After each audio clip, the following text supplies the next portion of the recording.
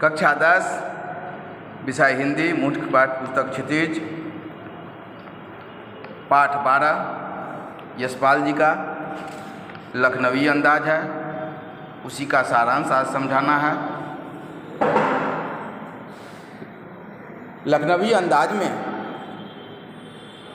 लेखक यशपाल जी ये दिखाने की कोशिश की है कि रवाबी छिन गई है, फिर भी नवाब बनने का नाटक कैसे करते हैं। लेखक अपनी मितव्ययी प्रकृति के कारण सेकंड क्लास में यात्रा नहीं करना चाह रहा था, फिर भी यह सोचकर कि भीड़ से बच जाएगा वह टिकट खरीदे और सेकंड क्लास में के डिब्बे में गाड़ी खुल रही थी, सेकंड क्लास में प्रवेश किए। जो खिड़की से बाहर प्राकृतिक दृश्य देखता रहूँगा, कुछ रचना भी कर लूँगा। लेकिन इनके सोच के विपरीत था। वह निर्जन बॉगी या डिब्बा नहीं था, उसमें एक सफ़ेद पोश लखनवी अंदाज में एक सफ़ेद पोश सज्जन पलथी मारे बैठे थे, जिनके सामने तौलिए पर 2 चिकने खीरे जो नस्ल से बालम खीरा था रखा हुआ था।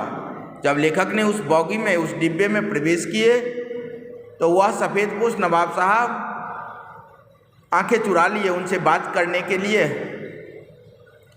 तनिक भी उत्सुक नहीं हुए। लेखक भी सामने वाले बर्थ पर बैठ गए और इधर उधर देखने लगे। कुछ देर के बाद नवाब साहब सीट के नीचे से पानी निकाले और खिड़की से बाहर हाथ करके खीरों को धोया, फिर तौलिए से पोंछकर दोनों खीरे को तौलिए पर रख दिए।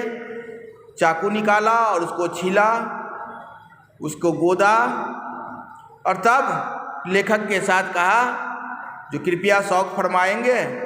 तो लेखक ने ना कर दिया, क्योंकि वह उनके साथ बातचीत नहीं किए थे। वो अपने को जो है देखिए, जो हमसे बातचीत करने के लिए उत्सुक नहीं है, इसलिए लेखक मना कर दिए, जो नहीं आवश्यकता है।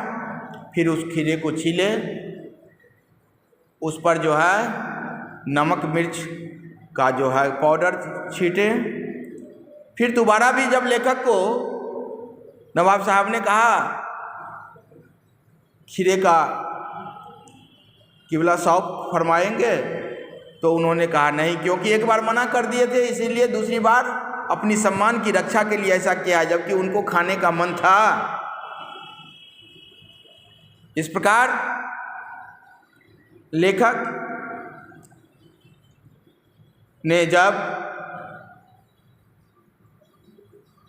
खीरा खाने से मना कर दिया तो नवाब साहब ने उस खीरे के फांक को अपने नाकों तक ले गया और सूंघ सूंघ कर बारी बारी से सभी फांक को खिड़की से बाहर फेंकता गया और बड़ा सा ढेकार लिया और कहने लगा, जो खीरा होता है बड़ा लजीज, मैदा पर बोझ डाल देता है। यानी खाया नहीं या ढेकार भी लिया और थक गए, तौलिए से हाथ पोंछ के लेट गए। तो इस प्रकार लेखक ने देखा कि बिना खाए हुए इनका जो है पेट भर गया, ढकार हुआ।